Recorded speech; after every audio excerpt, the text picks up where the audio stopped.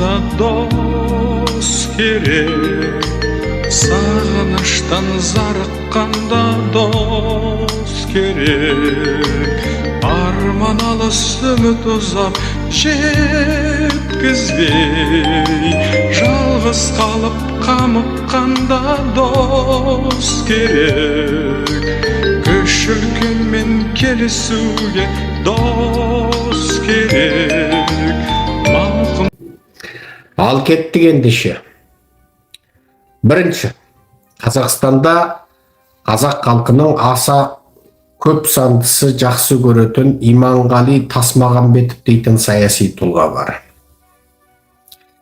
Иманғали Тасмағамбетов жұртқа мінезімен, жақсылығымен, турашылдығымен және қазақ тілділігімен, қазақ ортада өскендігімен, тағы бірнеше жаңағы мүмкін шынайы, мүмкін пиар қарекеттерімен, тағы сондай бір жұрт аңыз қылып айтатын мінез құлықтарымен жұрттың есінде қалған саяси тұлға. Бірақ өте күрделі саяси тұлға. Өте күрделі саяси тұлға. Ол совет кезінен комсомолды басқарған, кәдімгі тісімен тырнағына дейін орыс тәрбиесін көрген, дүниеге орыстың көзімен қарайтын, орысша ойлайтын бар болғаны, анасынан, әкесінен қазақ тәрбие көрген, бірақ бүкіл миы орысша жұмыс жасайтын,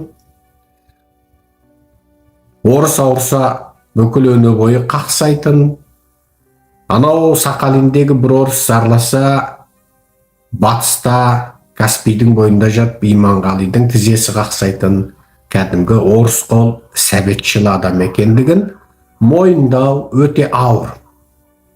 Себебі Назарбаев жетілдірген, тәрбиелеген, немесе Назарбаев совет кезінен қасына алған адамдардың ішінде Иманғали сияқты қазағуары жоқ.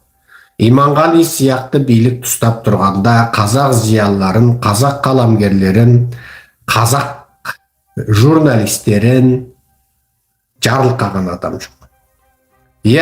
Назарбаев ең алғаш қарақшылықты бастап, мұнай мен газды Қытайға сатып, түсті металдарды оңды солды сатып, қаңғып келген индиялықтың өзін миллиардер жасап, көшеде салат сатып жүрген кәрістен миллиардер жасап, ниді, кимді әлемдік алпауытқа айналдырып, өзі солардың қолымен ұрдап жырдап, Назарбаев күніне миллиард долларды ары-бері қағыстырып жүрген кезде қазақ зиялылары қараусыз қалды.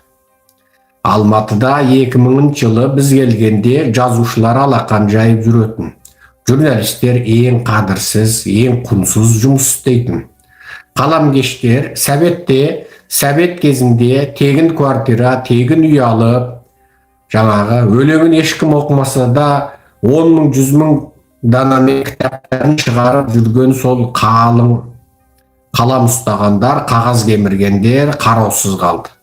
Солардың бәріне баспана берген, жалақысын көтерген, жақсы жұмысқа тұрғызған сол Иманғали болады. Яғни Иманғалиді қазақы ортада сол қазағуарлық үшін жақсы көрді. Бірақ Арон Атабекісінде шаңырақ бақайды шайқауда Назарбаев Иманғалиді қолындағы қаруын қылды. Яғни отты Иманғалидың қолымен көседі.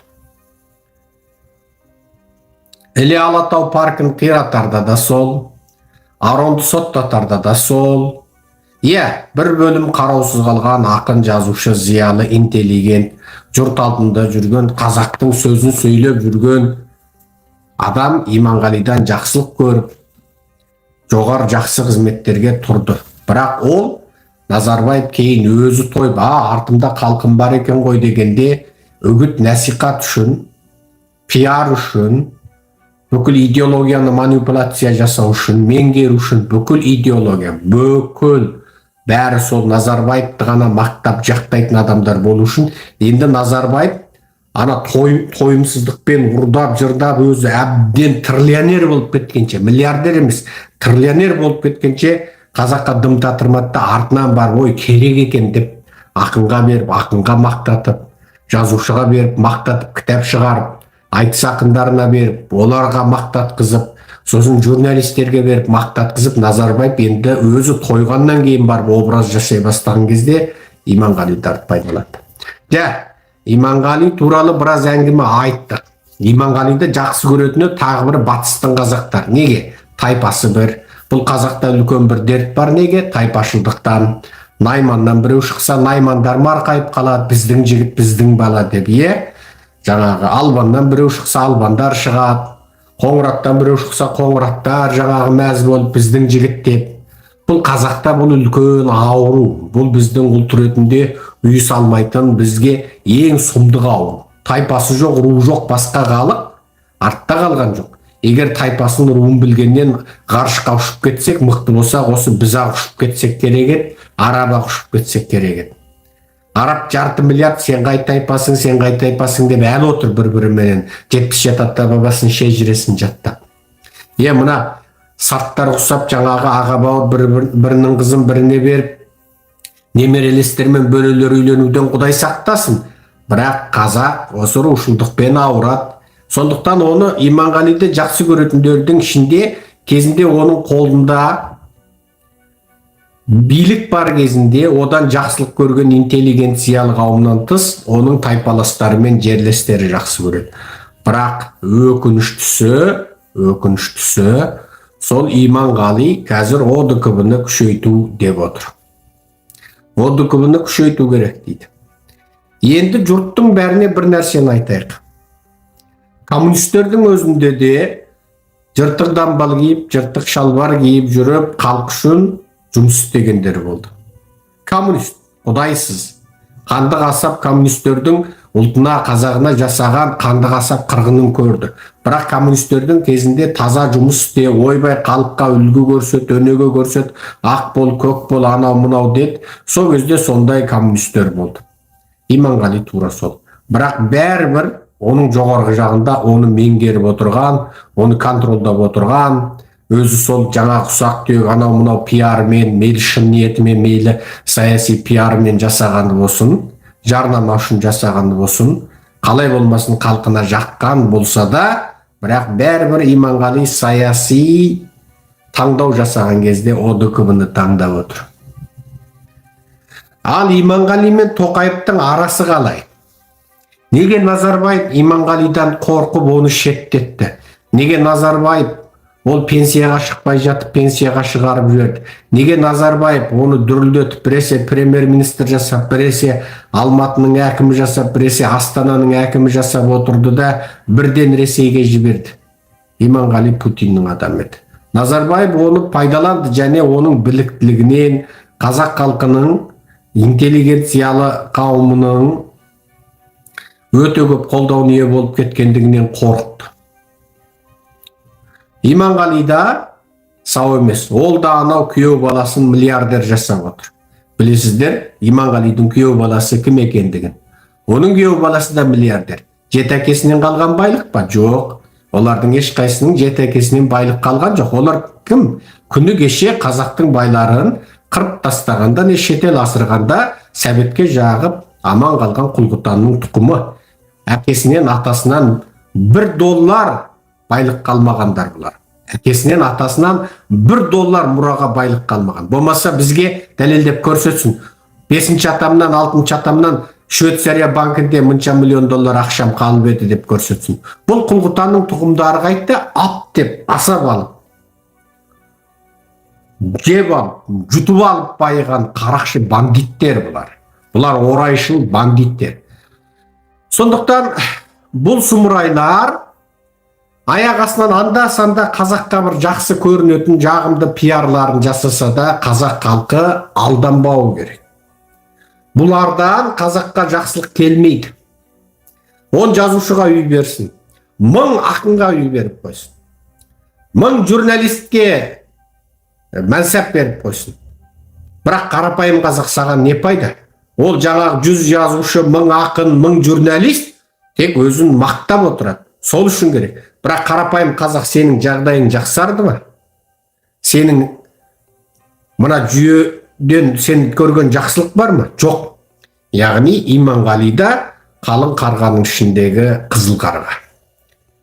Бар болғаны оның реңі басқашалау, бірақ бәрібір оның болмысы қарға.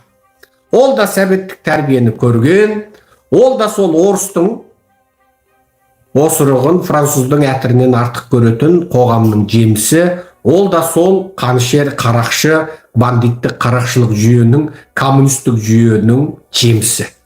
Қысқасы, балта сабынан озбайды. Иманғали да сол Тоқаевтың ар жақ бер жақ. Бар болғаны Тоқаев сияқты ернін боямайды, еркектік мінезі бар. Қанша айтқанмен батыстың қазағы, екіншіден Тоқаев сияқты былқылдап жүрсе қатын құсап, бөксесін бұралаңдатып жүрмейді, екі. Үшіншісі Тоқаев құсап, жаңағы өтпес пышақ құсап, өтпес тесе құсап отырмайды, кесіп пішеді. Бірақ бәрібір ол ескі коммунист, бәрібір ол ескі комсомол.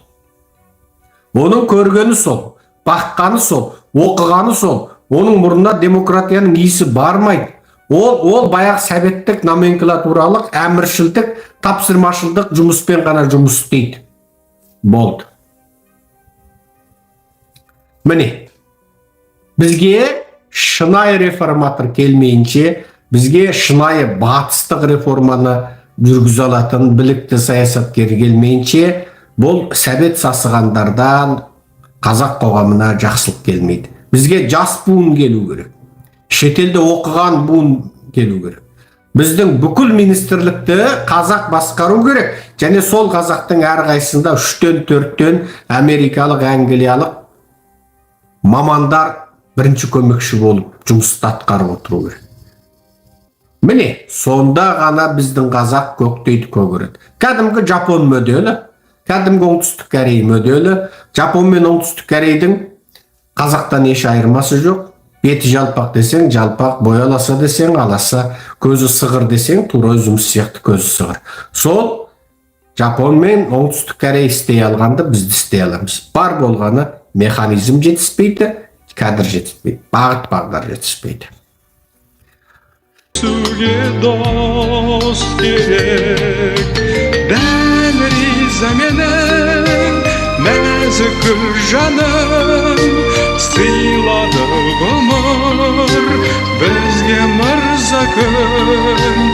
Бұл дүниеде саған досыма